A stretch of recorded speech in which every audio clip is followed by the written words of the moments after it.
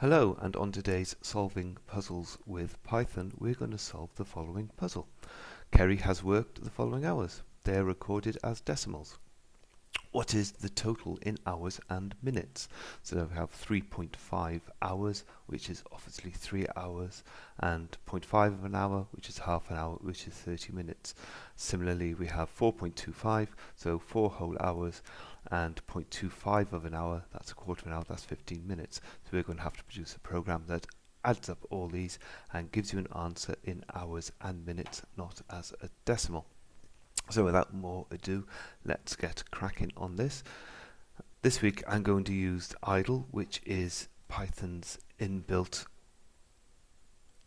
IDE, Integrated Development Environment. When you fire it up, you get this, which is the immediate window. You don't always want this. What you want to do is create a file into which to put your code and then run it. So let's do a new file, and there we are. And we get something which is redolent of Notepad or something similar, text editor. So let's get going. We have 1, 2, 3, 4, 5 values to input into the system. There's various ways we could do this. We could hardwire them into the program. And the program will run and do the calculation, but it would only ever do this calculation, and that's not really all that flexible. It's not really scalable, because what if you want to do another calculation for Chris, and Chris has different values in there. Similarly, we here have 1, 2, 3, 4, 5 values to input. There could be 4, there could be 6, there could be 7, so it'd be good if we could build in that flexibility or scalability as well. So that is going to dictate what the structure of our program, what we're going to create. What we're going to do is type in our values, okay? We need a variable, and we're going to give it the initial value of 0. So we're going to have a variable called time in, and that is where the times we input into our program will be stored temporarily. We're going to have a running total. The easiest way to attack it is to have a running total as we go along, I think. So let's have a go at that. Let's put a cumulative in there, which is cumulative total. Cumulative. And again, we'll give it an initial value of 0. We want to know that program, so it's always good practice to put some HCI in there, some human-computer interaction, so we sort of know what's happening. So print statements are very useful.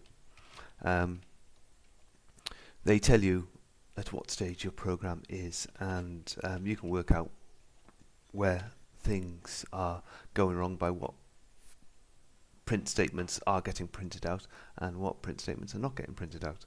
So for convenience, HCI, putting your answer into context and debugging, then it's a good idea to use print statements. So when our program runs, we'll initially get that text up there, input times, which sort of indicates to us that our program is running, and we can move on and do the next bit. Now, as we don't know how many values we're going to type in, so as I said, this one there's 5, there could be 6, 7, 8, and there could be 1 or 2. We want the program to iterate round and get all the inputs. We could use a for loop. A for loop would be restricted to the number of inputs that we key into it. So if we had a for loop that loops around 5 times, yes, it would read in 5 values, but it would only read in 5 values. Another iterative process we could use is a while loop. A while loop is indefinite. We can have it to accept as many values as we like, whether it's 1 or 100. A while loop will just loop round until we tell it not to loop round anymore. there's various ways we can structure the while loop and get it to iterate round indefinitely, and one of the ways of doing it is put while true. Okay, it's a shortcut to tell the program to just loop round indefinitely. It's using the Boolean value of true, and it will just loop round until we tell it not to. We want to get the user to input the first value, or indeed all the values. So time in, so that's our variable, and time in, input time in, input. It's an inbuilt function. Okay, so standard Python package comes with many inbuilt functions, and the beauty of Python is that there are many external functions or libraries that you can build, you can download and install. I'm choosing not to use any for this, solving this puzzle. There are various ways that it could be done by importing different libraries that will do this base 60 calculation for you, this hours and minutes calculation, but I'm choosing not to do that. I am just going to use a bit of computational thinking, a tiny bit of maths, and solve this problem without any additional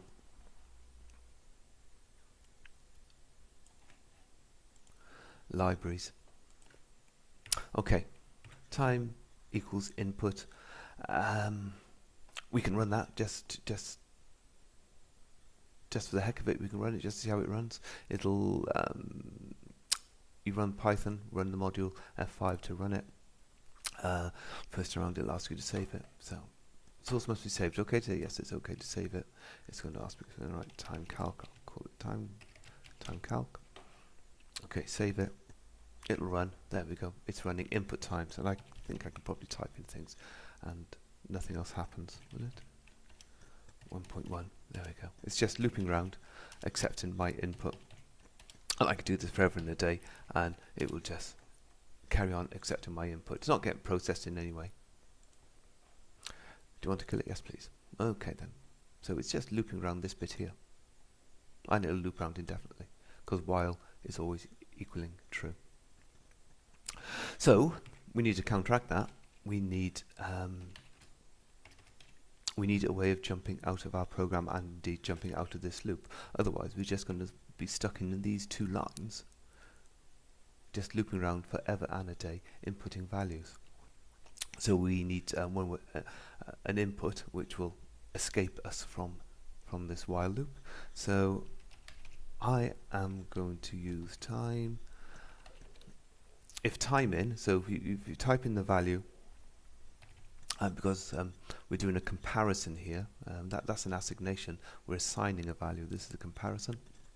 And so if you type in 99, it's going to jump out. Okay. If you type in 99, then that's our escape value, and it'll jump out. Now, the pros amongst you will realize that I've missed something off here. When you type something in, it is always stored as a string. Okay, so even though we're typing in numbers, they get stored as a string until we do something about it. And so time in is stored as a string, yet that is looking for a value, so it won't actually, if we did type in 99, we'll try this, I'll show you. Print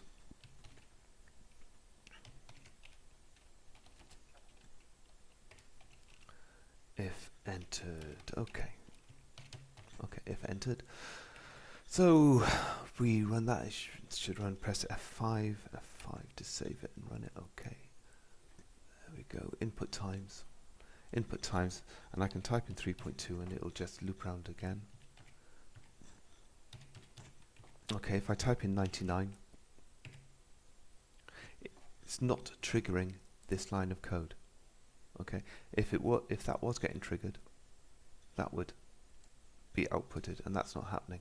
And that is not happening because, despite the fact I'm typing in numbers, then Python treats inputs as strings, and that is looking for a number. For 99, to operate as a string, we need to put it in speech marks like that. So now, hopefully, when you type in 99, it'll jump out of the loop and it'll print this line here. Okay, so 3.2, 3.3 this time, 2.1 this time, 99, bang, if entered, there we are. We've managed to jump out of the loop. We've got our escape from the while loop. And it's always good to have an escape from while loop, otherwise you'll be stuck in a while loop forever, like Groundhog Day. Okay, so that's our escaping out of a loop. What we're going to do is, as a value is typed in, then it gets added to the cumulative total. I've already got an if there, so what about if I put an else? So we're either going to have an escape character or we're going to have a value which we're going to act upon. So that will cover our two contingencies. If it's 99, then jump out, or else just keep on going and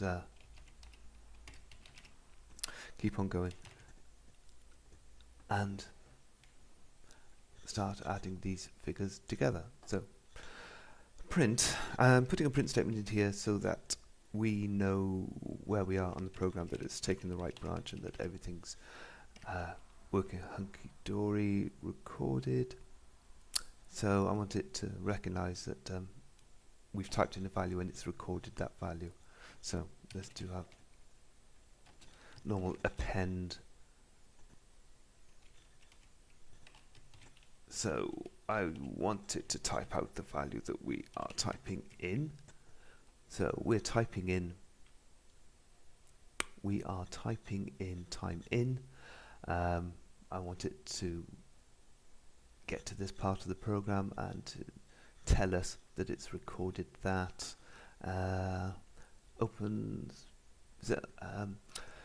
Because we are outputting a string, we need to convert everything to a string in this style of printing, and so we'll have to convert, or make sure rather, because it should already be a string, so make sure that it's a string.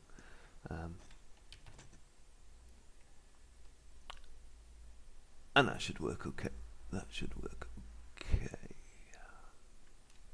Right. So now I'm going to add it to the cumulative equals cumulative plus now. So I'm going to keep a running total of all these values as we go along. So I'm going to add that, going to type in that, add that to it, then add that to it, then add that to it, and that. So I'm going to have a running total, cumulative total. So there we are, cumulative equals cumulative. First time round it'll have 0, and so we just add our value onto 0. And because we're dealing with decimal places, okay, we can't use integer. String's not going to help us.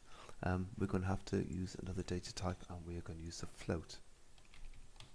Now, those who are paying attention say, why am I using the float? I'm not using a decimal. To use decimal on the standard Python package, you need to import a library. And I decided not to use any libraries. Why did I decide not to use any libraries? Because I want to do some low-level programming that will work on anything. So if you use an online compiler, such as we've used in the previous videos, then you don't have the option to import a library, and you have to use only the inbuilt functions. Float is inbuilt, decimal you need to import. So I'm going to use float, and it means we have to do a bit more low-level programming and computational thinking, but that is not a bad thing. So else, cumulative and float. Okay.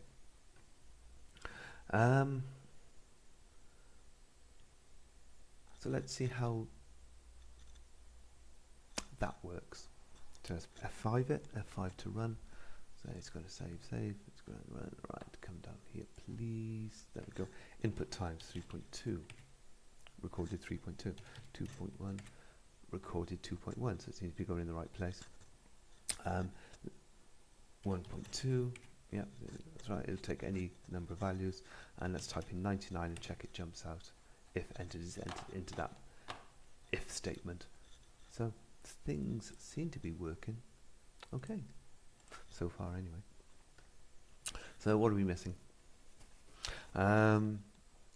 What to do when we finished inputting and we want to print out the total, because we've got to print out the total. So that after the escape character has been put in, what actually happens. And that would probably be it. Okay, so we don't want this. So when you type in the escape character, you can start printing the answer. All the inputs are finished, and you can start printing the answer. So print. So let's have that. This equates to. That's Pash, doesn't it? This equates to, and then we'll put in the number of hours first, and then we'll deal with the minutes. Okay, the hours will be straightforward because the hours is just the hours, right? So we just got to add up all of those. There are various ways we could do this. Now the way I'm going to do it is to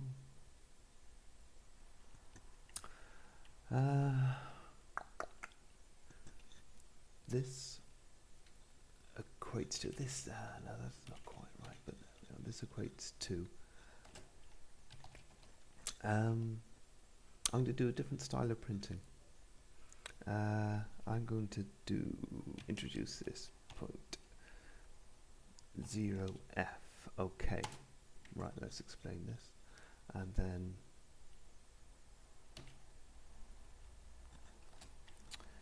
percentage, and the integer of the cumulative, right. So let's show you how this works, and then right, we need to print out the total, really, don't we? So I can show you. Okay.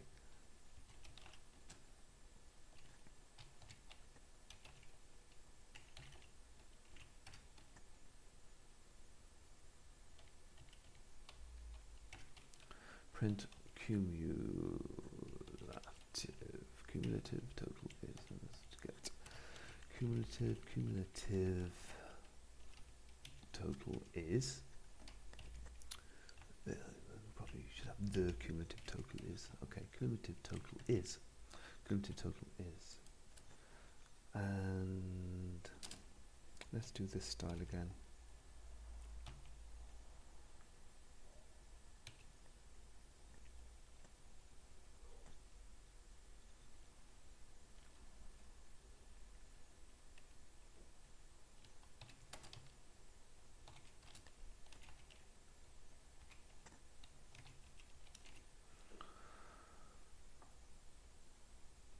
Let's see how that looks.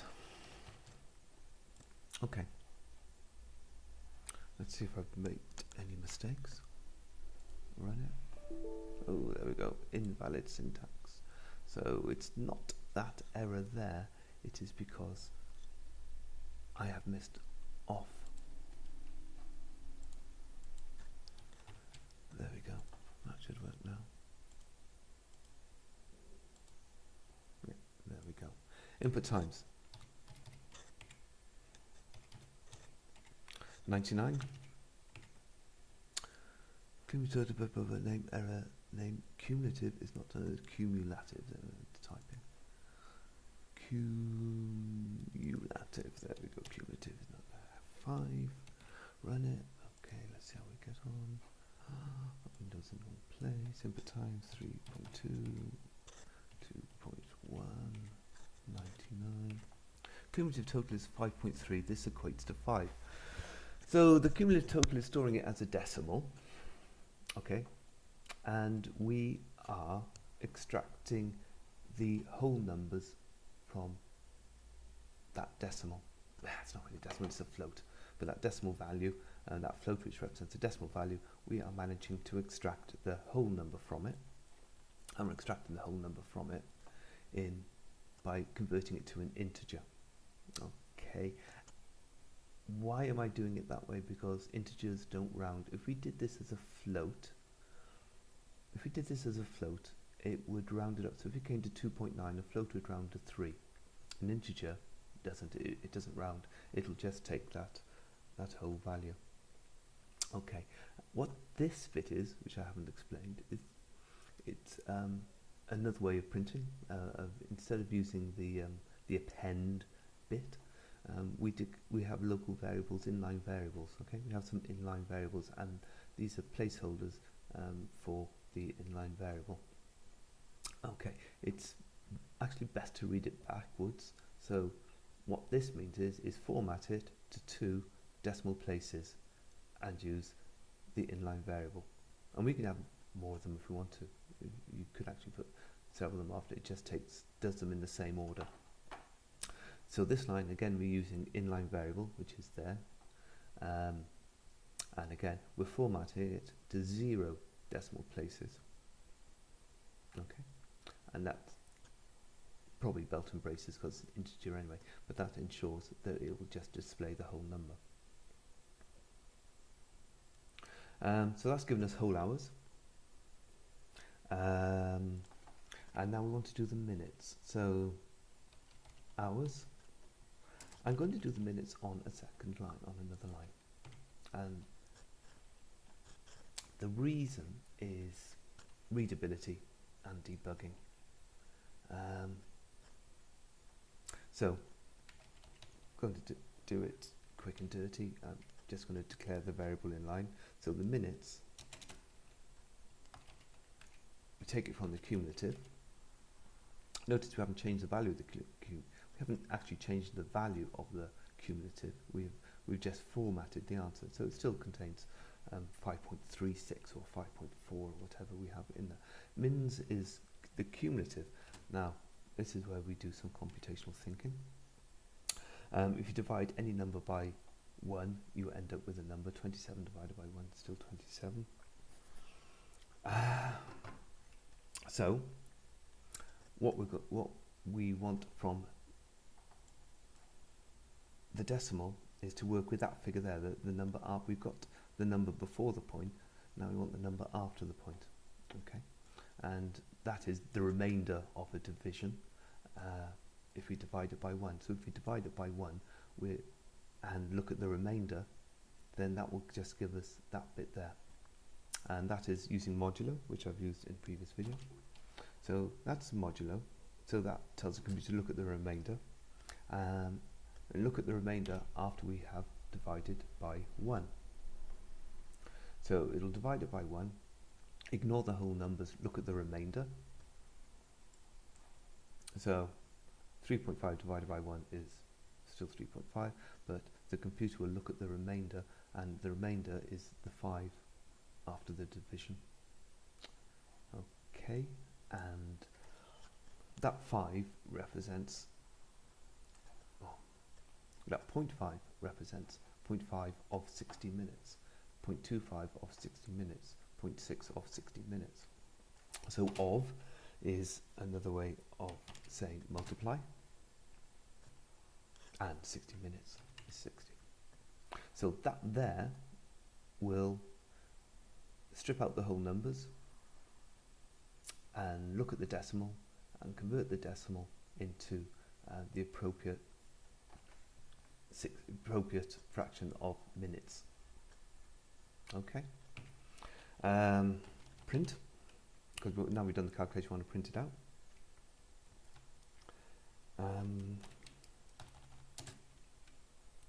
And local variable, sorry, inline variable, percentage, decimal place, 0f, read it backwards, formatted to 0 decimal places, because we just want to say 23 minutes. We want to say, there won't be a decimal, but we don't want it to say 23.2 minutes. So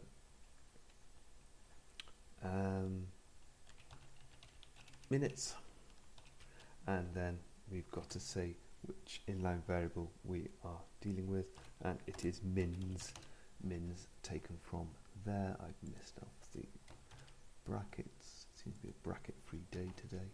There we go. That might work. Let's give it a go. Let's give it a go. Run F5, run module, F5, OK to save. Ooh, invalid syntax, what have I got on there? Oh gosh, can't talk and type at the same time. There we go, use that shift key, F5. OK, there we go. Input times please, 3.2, 2.1, 1.1, 99 to end the run. There we go. Cumulative is 6.4. This equates to 6 hours and 24 minutes. So that's our decimal answer. That's our answer in base 60, 6 hours and 24 minutes. For completeness, we can of course answer the question. Oh yeah, so I want to kill it. There we go. Run module F5. There we go. Input the times 3.5, 2.1, 4.25, 1.6, 5.7. It's recorded the 5.7, 99, enter, there we go. Cumulative is 17 hours, 0.15. This equates to 17 hours and 9 minutes. So there we have it. We have a nice little program there. Uses a few structures, uses a while loop, using escape character, while loop, and an if-then. It has got some formatted printing, which is a lot more flexible and gives you a lot more control than doing just the append. And we've got quite a bit of flexibility into the program because we can do any number of entries. We've got some pretty good HCI. It tells us, it confirms what we typed in, so we can be sure we haven't made a mistake, and it gives us some output, some raw data and some converted data as the output. So a very worthwhile program there to answer a particular puzzle. And have a go yourself. Thank you and see you next time.